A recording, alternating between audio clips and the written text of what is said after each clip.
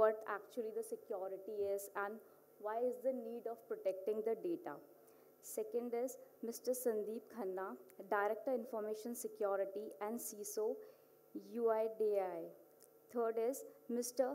Bisgan, VP Infrastructure and Security, Target. Fourth is Mr. Jaspreet Singh, Partner and Client Marketing Leader, Grant Thornton, Bharat. Fifth is Mr. Rajdeep Sarma, VP GRC and Data Privacy, Reliance Industries Limited. Sir, welcoming you all.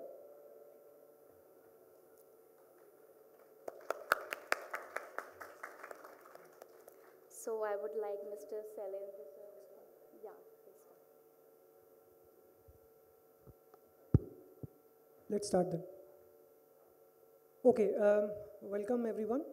Thanks a lot, first of all, for coming immediately after lunch. We hope we'll not put you to sleep. We'll try our best, but if you really feel the need, you can go at the rear end. We are perfectly okay with that. The topic of this session is urgency of overhauling the way security is managed, why professional management of security is important. It's a long topic, and some of us, we met a couple of days back to think about what we should be talking about in this session, and we felt there are two kinds of streams that we can talk about in this 45 minutes. So I'll probably quickly lay out what we are going to do in the next 45 minutes. You'll of course have a role in that. So for the first 10 minutes or so, we'll be talking about what is that we are trying to overhaul. It's a reactive security versus a proactive security dialogue that we are trying to build here. So what is reactive security? Why is it not good? In fact, in some cases in security, we still do a lot of reactive work. If you think about things like incident management, there is still a lot of reactive things happening, but that cannot be the only thing that happens in security, right? So for the first 10 minutes or so, we'll talk about reactive security. In the next 20 minutes or so, we'll talk about if reactive security is not good, then what is the way forward? So what do we mean by professional security management? What are the various layers of it? And we have a wonderful panel here. Each of us comes from a different background. So I'm sure we'll be enlightened with multiple perspectives. And towards the end, the last 10 or 15 minutes, we'll open it up for audience, and you are absolutely free to ask any question. We'll probably follow this flow from left to right, maybe or right to left, and then we'll see. So maybe I'll start with you. So we've been talking about reactive security a lot. Maybe if you could share your perspective on why reactive security is not the right way to go, and what are the symptoms that an average person can see that this organization is following reactive security, and what pitfalls can it actually lead to? So maybe some thoughts on that. Okay. Good afternoon. Can you hear me? Yeah. Good afternoon, everybody. And I suppose after a sumptuous lump, everybody is ready to actually hear us out. So when I talk of reactive security, the first part what Shailendra was calling out in terms of saying that as for a detection and response strategy, yes, reactive is a very important facet. But that's part and parcel of your security strategy. But when I talk of reactive, it's question of being things. One simple use case I will say is that I do not have a patching cadence. Means I patch only when I see a vulnerability, when a vulnerability is discovered. This is reactive. If I follow probably a patch Tuesday, if I follow an update cycle of my ecosystem, is something where I'm being proactive. That is one. This is one major thing which I would say. When I talk of reactive security, is something where we say that we do not have any kind of a governance structure, where you say that you have a risk assessment happening, you have compliances happening, you do not have a policy in place. These are all reactive in nature. It's something that when you have an incident, is that when you react to it. That is what is my take to it. And when I say pitfalls, today the aggressiveness which is there in the environment when the attackers are so, you find there's almost like about if you look at data sets, today about 5.5 billion total threats emanate on a yearly basis. And there's an escalation of about say 2-3%, but that 2-3% in 5.5 billion, you can well imagine what is the kind of ecosystem. With that, you will be more prone to breaches. You will have issues in terms of data breaches happening to you, security incidents happening to you. Your reactiveness, rather when you say your incident response would be very, very lackadaisical. This is what I would say would be the pitfalls. Of course, it will impact your reputation. Sure. I mean, I think a lot of organizations are still opting for an event-based vulnerability management right now, and should be frequency-based at least once a week, if not more than that. But maybe your thoughts, Visagan, on how you see reactive security.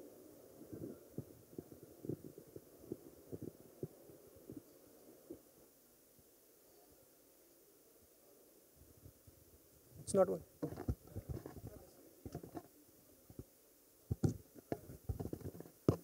Right. I just want to build on what Sandeep said, right? I think if you're looking for patterns in an organization to see if it's a reactive or a proactive approach, vulnerability management is a key aspect of it, right? If you're always firefighting, if you're always chasing deadlines, if you're always running behind teams to patch and fix it, that's a clear telltale sign that it's a reactive approach.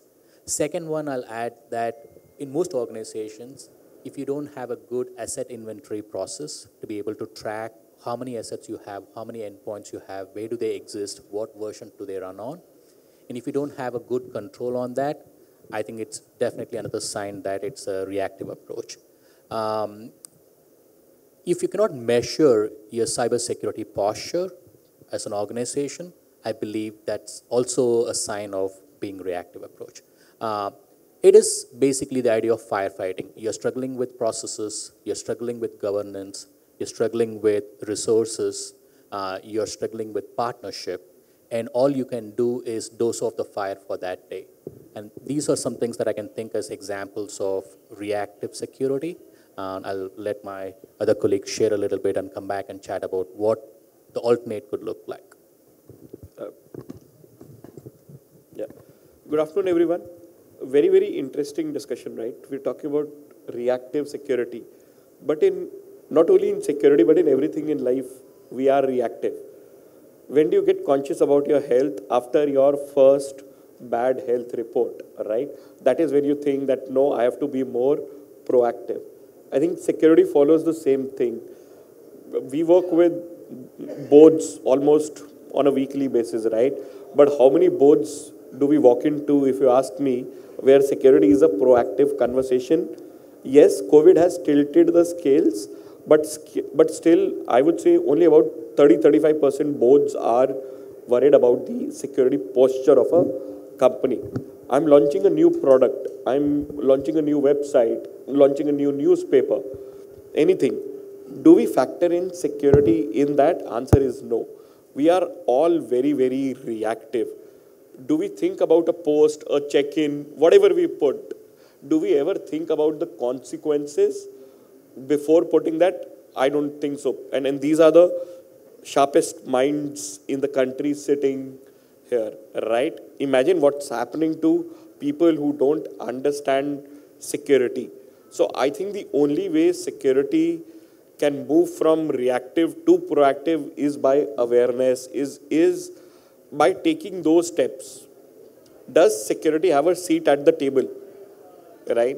When I'm making my business plan for 18 months, 24 months, 36 months, do I bake in security in those plans? I'm opening up a new plant, say in Tamil Nadu. Have I done a proper risk assessment of that plant, of that area, before even I open the plant, or is it a reactive approach? I think that's where we have to bridge the gap. Over to you. I like the comparison between health and security. One of my mentors used to say security is like health. You realize its value only when you have lost it. Rajdeep, your thoughts? Thank you. I hope I'm audible. So I agree with my learned colleagues, and thank you for the opportunity to participate here. I think for me, reactive security is one where you're looking at security purely from a compliance mindset as a checklist, as one of the things to do. You can see its symptoms in all people, process, technology angles. An information security management system based on a checklist approach will penalize its people for not following good practices, but would not proactively educate them, as my colleagues mentioned, on awareness. There might be a one-time annual mandatory course, the results of which are floating in all our mailboxes and circulated to everyone, but there is no reinforcement happening throughout the year. It's a one-time done deal. And that's why the users are uninformed, they're unsure of what to do. From a process standpoint, vulnerability management is a great example. Another could be, when are your security reviews happening? Are they happening at the tail end when you're just about to deploy the asset into production and you find out that, I cannot solve this and I have to resort to an exception, right? So your exceptions are piling, there is no aggregation of that risk. Security is being looked at as a blocker in that case. If I don't do this, I won't be able to go into production, right? We don't want that approach. We want a more shift left, proactive approach where we are having the security team participate in the design discussions of the product, in the design discussion of the application to mitigate these concerns as early in the life cycle as possible. Even from a technology standpoint, I think most firms today, I need a checkbox on an EDR, on an XDR, or a SIM solution, but are they talking to each other, right? Have I taken care of my end-of-life asset management processes, right? Or is that tech debt just piling up there unlooked at? So from all angles, if you see that, a checklist-based approach is not going to satisfy, and it's going to result in symptoms like which were discussed, like, firefighting constant, from a risk management perspective, vulnerability management or such. And then security in turn in the organization itself is going to get a kind of a, lookout or establish an identity for itself as a blocker, right? Rather than being an enabler or an accelerator that we would like it to be, right? That's my take. Wonderful points. A lot of times organizations do realize, I think, that they are following a reactive security approach, but it's just too difficult to shift, either because of the size of the organization or legacy or what may be the case. But then somebody has to decide at some point in time that we need to move forward. In the morning, we had a very interesting presentation by Mr. Ashwani Lohni. He was the chairman of CMD for Air India, and he mentioned that when he joined as the CMD for Air India in 2017, they had a lot of safety issues. Air India was running with a lot of safety issues, and he decided that the communication has to be very simple and very clear. These are the two things that he mentioned. And his message was safety before operations. Safety takes a higher priority than operations. Now, of course, Air India is a big organization, 400,000 people at that point in time. It takes time to change, but then you have to start somewhere, right? So maybe from a reactive to a proactive approach, we can now start talking about what exactly is proactive security? What do we mean by professional security management? What are the layers inside it at a strategic level, tactical level, operational level? And then in the next line, we'll look at some of the challenges, but maybe your thoughts on what is professional security management and what are the layers there? Okay. So when I talk of proactiveness, as I said, that there should be some kind of a strategy which should be in place in terms of security. We do strategize in a company for everything and anything but less security. When I talk of strategy, I would talk of governance, risk and compliance. Now, you have to have a GRC practice or a framework within your organization, have the security governance in place, have a policy in place, have those procedures in place, which are then subsequently implemented. When I talk of anything, I'm talking about saying risk-based approach. Now, as I said, someone was just referring about saying that, have you done the risk assessment? A very, very important thing to happen. Even for example, exception management. We are very liberal at times saying that, okay, this is the business impact. let it go into production. But nobody even does a risk assessment to understand, okay, what exactly would be the total overall. You're just saying that there's a vulnerability existing. So, but then this, we will take care of this vulnerability, say in 30 days or 40 days, let's go into production. But nobody's done even, nobody's contextualized it also to say what was exactly the risk. So having that governance in place, having that risk, rather the framework built there, compliance is there, this is very important. That is one. One more thing I'll add is in terms of, I'll give the opportunity to the other co-panelists also to speak, is incident response. When I say, because what happens is that the kind of aggressiveness which you have of the attackers, it is like you are assuming breach today, you're saying that, okay, you are going to be attacked, you're going to be breached. So the incident response has to be in place. So that, and that plan has to be in place. That is the proactiveness. You know that if there would be a threat or there would be an attack on you, you should be able, you are prepared for that. That is very essential. In terms of proactiveness, I think few things that come to my mind if you want to look at how organizations are being proactive. The first thing that comes to my mind is the security culture.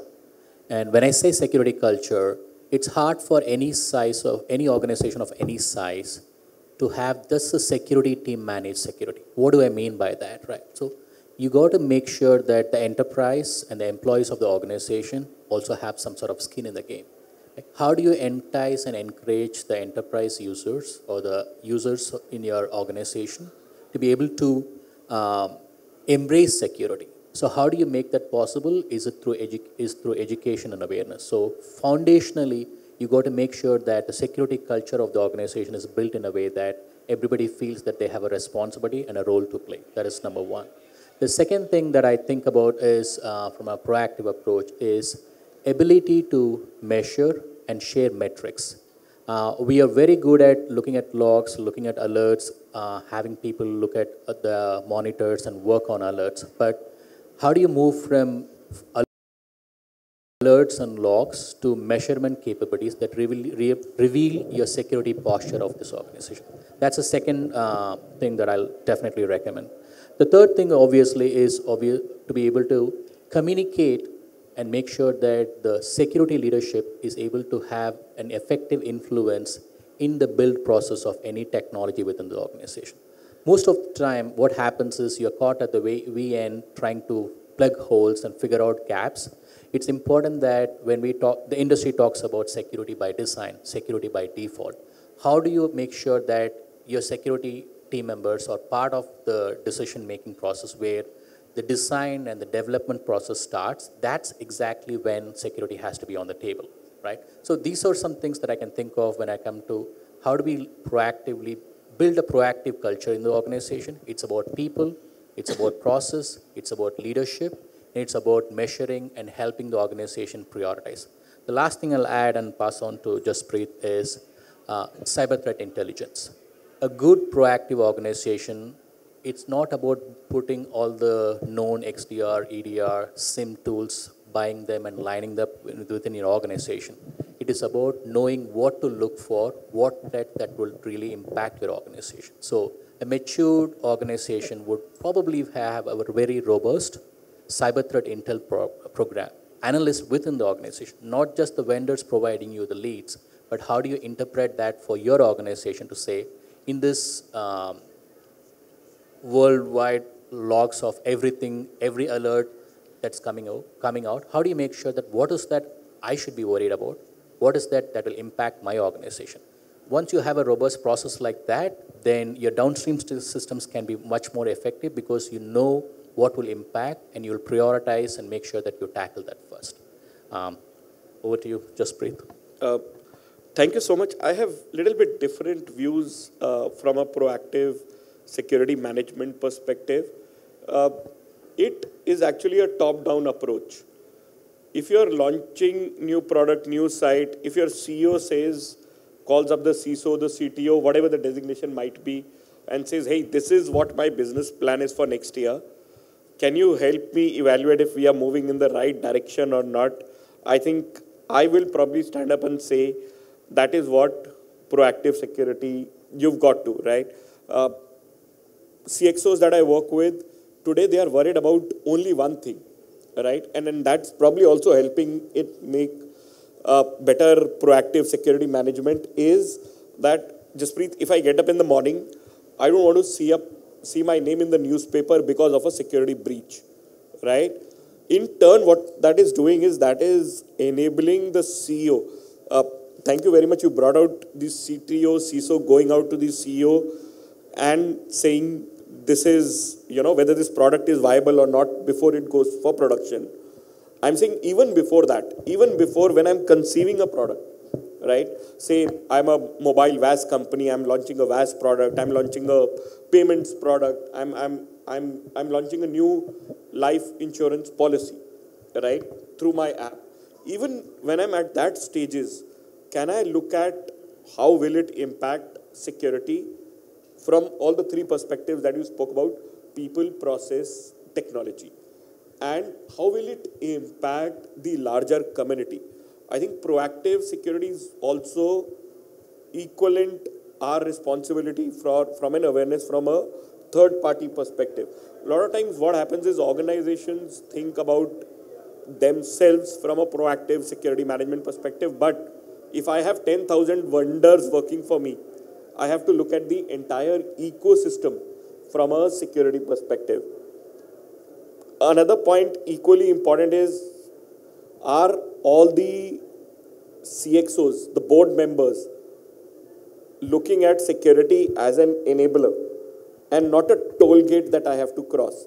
As long as it is a toll gate, I'll always be reactive, right? Whether I talk about vulnerability management, just because I'm getting a dashboard which says that 5,000 vulnerabilities are yet to be patched, am I doing this? Am I patching them for mitigating those risks, or am I patching because it makes my product safer for the end user to use? I think that's when our perception of threat changes, saying it will only impact my organization, my brand, the new DPDP Act, I'll have to pay 250 crores, to saying how does it enable the ease of doing business for me? Because we are living in a borderless world, right? Your products are being used all over the market, right? All over the world. If you look at it from that perspective and then talk about proactive security management, I think that is the day we'll all say, as security professionals, that we've arrived. That my just thoughts. Over to you, sir. Awesome. Thanks, Jaspreet. I think mine is the easiest job. I just have to summarize what my friends have already said. We'll try. So, yeah, I think all great points have already been covered. You need sponsorship at the top. You need a risk-aware culture. You need to follow a risk-based approach. You need to have a clearly defined strategy. You need to have well-rounded awareness, reinforcing cyber-appropriate behavior again and again. The only addition that I can give, in my humble opinion, to these great thoughts is the intent. The cybersecurity team, the professionals, should have an intent to go through the distance, right? To go all the way. What I mean by that is, if we have to be seen as a value driver, right? If we have to be seen as a value creator, and once we are seen as a value creator, there'll be no dearth of buy-in, right? People will include us in the planning and design stage, as was mentioned. So we have to show through our proposals that, yes, we are no longer blockers. We are giving you design solutions which will not just take care of, as you mentioned, DPDP compliance or the checklist items, but it will also help you enrich your product. It will help you enrich the design for the end customer. The end customer is now more aware than ever. They are looking for an OTP when they are doing a transaction which is above 1,000 rupees, right? They would be surprised if a bank does not send them an OTP for a high-value transaction, right? That's where security, even if they don't know it, they value it. That's how I have to kind of, normalize or bring that value of security and privacy into the mainstream through that clear intent that I'm here to contribute. I'm here to help you excel and the organization grow. Thank you. Thanks, Rajdeep. By the way, your job is not to summarize, that is my job. That is why I took this position of moderator, because this is the easiest part. Yeah. Can you please close the door? So we have about 15 minutes left. You want to take questions, or do we want to have another round of discussions here? maybe we can take some questions, and if we have more things to add, we'll keep adding. But I mean, just a couple of points. Again, moving to a professional security management, everybody wants it, at least everybody in this venue, I would say. But it has a lot of challenges, right? I mean, saying that we should make people aware, everybody wants that. It's a very difficult task. I mean, if anybody has run these trainings, if you have a 50,000 or 100,000 people organization, try running a mandatory training once a year. I mean, just once a year, and you'll realize how painful it becomes beyond a certain point in time. And now on top of that, if you imagine you have a 15% attrition rate, so in about 6 years or so, your entire organization is completely new. So, I mean, even things that appear to be simple, that do security trainings, raise awareness, operationally they become extremely challenging, if not technically complex. Right? Let's open up to questions, and please feel free to ask questions. Maybe you could quickly introduce yourself, and then our panelists will answer your question. So just a point on the hurdle. You know, that is probably, at least from an outside-in view of the industry, I think that's a smaller problem to solve. The biggest problem I feel is budget, money on the table. You know, unfortunately, at least in my experience, I have seen CISOs beg, borrow, steal every single penny from the business plan to try and meet the security budgets, you know, whether it is, and then all of this is required from a proactive tool implementation, right? But one single breach or one single name in the newspaper, you will find the same people having tons and tons of budget. I thought I'll just bring that out in the... No, absolutely. Okay. Absolutely. And I don't remember who said this, but it's a very nice quote. It said, security is always excessive until it is not good enough. I mean, it's a very profound quote if you look at the layers. Sandeep, you want to say something? So I just want to add one point here. So we've talked of, when I say proactive, we talked of security at length, but we did touch DPDP, which is now an act which will get enforced. Privacy by design is something, see, security at times you say you can't be bolted, but you still bolt it, and you still achieve it. Privacy can't be bolted. You'll find it now, the pain points will increase. So privacy by design in all your applications, all your development activities, and all your strategies should be there. It's maybe a sort of a caution, and going forward in a year's time, it might become nightmare for you in case you don't take it seriously. Sandeep ji, I'll just like to comment on your thought on awareness specifically. Yes, if the course is projected and enforced as a mandatory course, you will have to learn pillar to post to get that 99% compliance, right? So one thing is like, there'll never be 100%, as you mentioned, because of attrition and all. One thing is you set the right expectations. You ensure that it's not limited, awareness is not limited to that mandatory course. We recently celebrated Cybersecurity Awareness Month, and we had like, some of the architects of that program are here in the room with us, and they devised such innovative programs. Like we had a cyber treasure hunt, we had a cyber suraksha clinic, and we had various initiatives where we were short of volunteers and hands to help the population, right? They were so interested in coming, and there was no carrot or stick there, right? You didn't have to necessarily come and spend your time, your working time, right? And there were no goodies that were given out or such. But still people were concerned. How can I protect my personal device? I know you guys are doing enough on our official endpoints, but how do I secure, how do I know if my email has been compromised or not, right? Through Cyber Treasure Hunt, they were able to have a good, 2 hours searching for clues, acting as a team, decoding ciphers. I'll tell you this, when we developed the cybersecurity treasure and questionnaire, we thought that it would take people about 1.5 to 2 hours, right, to solve it.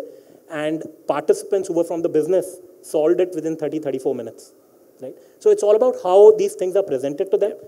If you follow the traditional carrot and stick model, it's not going to help. If you, we are blessed with new energy, new talent through professionals who are being hired from best of the country campuses and all, right? They are coming up with these ideas. It's about facilitating them. The ideas are there, the people are there. It's about just implementing it. Wonderful. Questions?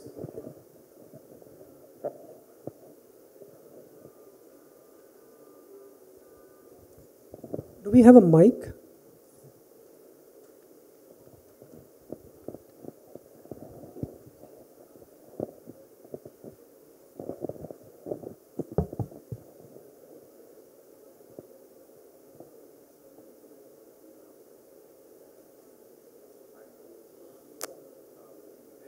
Can you hear me? Yeah. I'll just ask the question. That's all.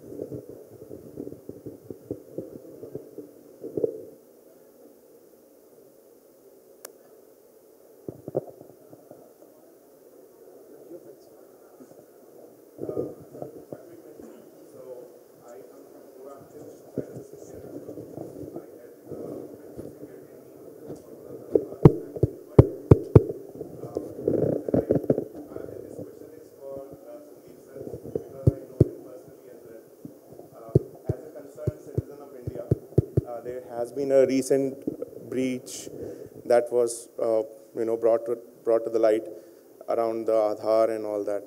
So what, say, reactive and proactive measures were taken around those kind of incidents? If you can please throw a slide, because I don't want to put you into a difficult situation right now, but That's already been done. yeah, exactly. but my intent is to give your side of the view as well, as to someone who's responsible with that kind of responsibility, what actions you took proactively and reactively to address that. Thank you. So I have answered this question earlier, and it was in Mumbai some time back, and I said, okay, let's have a chat one-to-one. So that was my response to him. But nevertheless, I would have been sitting here if there was if it was a fact. That's what I would say. And the fact is that had it been reactive, or if there is a reactive approach in my organization, so then it wouldn't have been a up and running system today. See, but the point of, when I say 5.5 billion attacks, there is a plethora of attacks which happen on every ecosystem, on the India stack also. So be assured that when I say that, as far as structure is concerned, when you talk of governance, risk compliance, incident response, the compliances, the regulatory compliances, anything and everything is taken care by us. Wouldn't like to dwell on too much of specifics in terms of technology, but when you talk of the tech stack, you name a technology, it is there. What is more important is the technology is in terms of its configuring it in the right way to have visibility. When you talk of asset management, basic is that in an organization, people actually they struggle with having asset visibility. So these are things which are taken care. And so in UIDEA, we have a very structured approach, and everything, when you can tick a box in terms of technology, in terms of an approach, in terms of a strategy, in terms of governance, in terms of risk assessment, in terms of compliance, everything is there.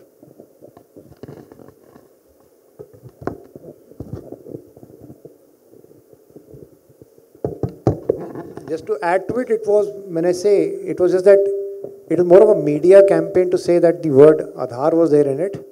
It didn't have the element. Of course, it's still under investigation by which agency from where it happened, or did it ever happen. So that will come out subsequently, but that's the end point to it. I'm Neeraj Daya from Optum United Health Group. And my question is, as we see cybersecurity awareness at an individual level is important. And I'm not talking about just a professional space, even in personal, considering we all have digital mobile phones and data, everyone should be aware. So basic awareness at all levels is important. There are no two ways about it. In organizations, especially when we are managing digital assets of an enterprise, how important it is that everyone in business, starting from the business leaders, and I'm not talking about CEOs and CIOs and CTOs, people who are managing those databases, people who may be in operations, may not be in technology, who think that cybersecurity is a very core technical subject. What is the awareness level that they need to practice? Because they are managing data day in and day out. They need to understand what are their individual responsibilities towards data protection and what is the kind of behavior they need to have. What kind of awareness and training is important for them? I'll probably share a little bit of evolution that we have had at Target, right? So for me, it's very important that you contextualize security awareness to the individual. It starts with making sure that you understand your personas. I'm a retailer, I'm part of a retail organization, so I should know what kind of ecosystem I'm living in, what kind of technology folks that work with me, what kind of business capabilities that I run with. A few things that I can call out is we do have a separate business and a tech security awareness program. If you're talking about tech, you spoke about database, infrastructure folks, right? So there's a ton of things that are available that we have curated within Target today. For example, we do regular exploit and win tournaments where we stand up fake websites and ask our developers to go through that. We do things like hackathons, CTFs within the organization to make sure that we build that muscle memory in people to do that. There are phishing trainings like every organization does, but where we move the needle is to be able to help people. We actually do phishing campaigns based on their response and then build on saying that, do I give a more challenging fish or do I kind of make sure that I continue to move the needle? The point here is to be contextualizing it. The second thing post-COVID that we did really well is to take trainings to our team members in a way that it's very conducive to them. It's not a mandatory 1 hour training in a workday system or something like that. It's at your own convenience, at your own pace, and bite-sized learnings that you can do. And of course, we also involve with a bunch of vendors to bring in some of those specific trainings with evolving technologies. If you look at the business side of it, gamification is something that we are very actively doing, right? So we do escape rooms. These are virtual escape rooms that as a team you can come together and figure out how to, it's almost like a treasure hunt that you do in an online fashion. The point is, it cannot be one-size-fit-all training, and you got to understand the personas and look at ways to entice, educate, and encourage people and build that resilience rate within your organization so that you're able to help people learn the way they prefer and that's more suitable to them, and count them as an ally in your process to defending the organization. If anybody else has an idea. I'll probably add a couple of points. I think first and foremost, very important for everybody in the organization to know that security is everybody's responsibility. Yeah. Right from the CEO to the last level of employee within the organization has a responsibility. Second, the industry knowledge, right? But third, some of the most effective security programs that I've seen working with numerous organizations is they define what can go wrong very clearly. I think a lot of times we've been told, let's do this, right? But nobody tells us, why do I need to do this? What is the consequence? What's the business loss? What's the data loss? You know, whether it's our personal or professional data. Once we understand what is the extent of what can go wrong, I think we'll all develop much more effective and better security awareness programs. Thank you. One last question if anyone has. We have just 2 minutes.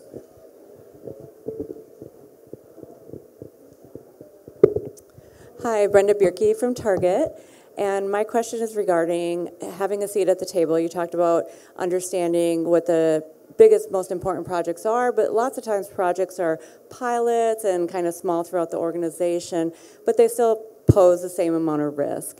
And so can you talk about some of the best practices that you might have at your organizations to kind of make sure that you're aware of the upcoming pilots and new projects and make sure that you have security involved up front? So, you know, basically again boils to, even if it's a smaller product, right? there would be a business owner of that product, of that smaller milestone. It is how, it's how closely aligned am I to the business owner, whether it's the CEO who's talking about a new strategy project, or it's maybe the chief marketing officer saying, let's run a campaign for these 50 types of different individuals, right? The alignment with the business user, right? I have seen that once common KRAs are signed, saying this is what we need to do, this is the data that we'll deal with, this is the what can go wrong from a security perspective. Now let's put PPT, the people, process, and technology to make sure that we fulfill the ultimate goal. I think that's what I have seen. Just to add here, so when I say for a POC environment, probably you should have a separate POC environment. That is very important, because what happens that you may have data sets, again, which have to be anonymized and used for that POC environment. If you're exposing it externally, then probably you could something like a concept of a sandbox, which is available, wherein you can expose that application for its users, for the external users to actually tinker and play around with that. So I think I've had the opportunity to work on both ends of the spectrum. There are organizations where a requirement comes from X, who's at the top, and he wants something to be rolled out tomorrow. There won't be any app registration. There won't be any design review sessions. There won't be any QA. There'll be hardly any AST, DAST, SAST, and they will put it out into production, right? And the best excuse that they have is, oh, this is just for a minor user base. Oh, it's just for, the next few days and such. So to be honest, on the ground, I don't think there is a one-stop solution to get through that kind of a culture, right? And that's why my colleagues have also kind of, said how sponsorship is important, how that security culture is important. Otherwise, for most general organizations, there has to be some gate. It has to be either when you're registering your application or you're registering your project, right? When you're getting sponsorship or bid, when you're creating the BRD, you're developing a requirement traceability matrix, you enter the security requirements at par with functional requirements at that stage itself, right? And that's a sure means of success. That's the shift left. That's, all the cadence that we need. If it's missed at that time, then we are doing the functional testing, make security testing, a baseline requirement for that clearance as well.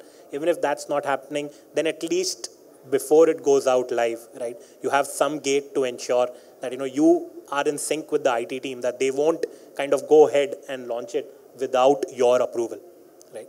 So again, security has to be a partner. Security has to be seen as someone who will support me and who will add value to my business case rather than just block me at one of these toll gates. If I see them as the later, I will find a way to circumvent them. If I see them as a partner, I will find a way to get them on the table. Thank you.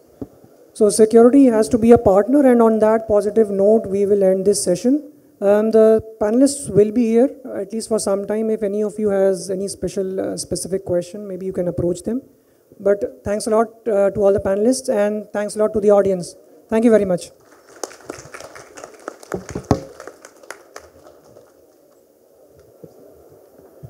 Thank you, speakers, for the wonderful session. Now, I would request Navya.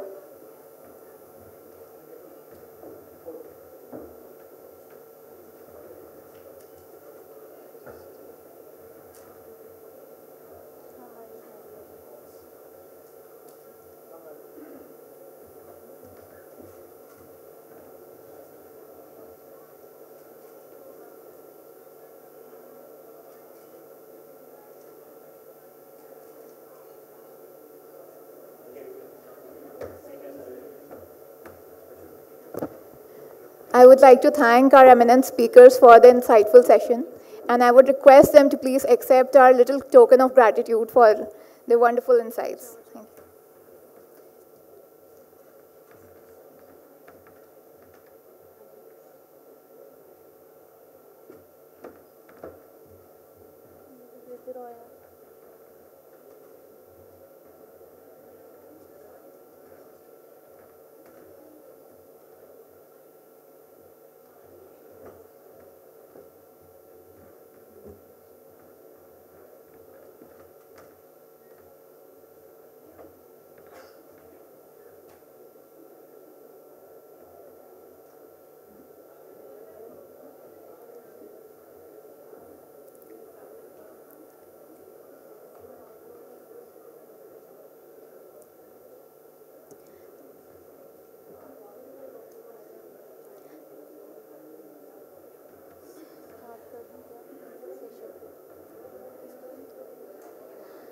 सब तो ये है।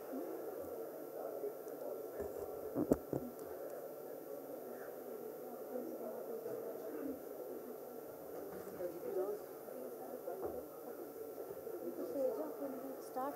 I'm going to the. Yeah, please. Can we start? आप उनको बुला लो ना. हाँ? Start introduce the names and then they will. Please ask them to come on.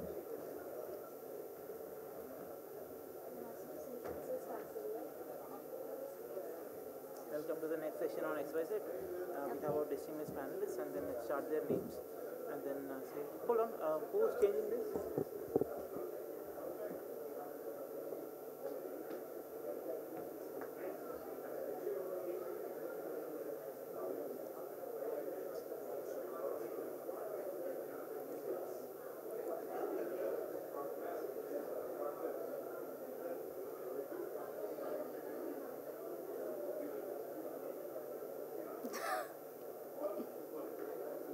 Perfect.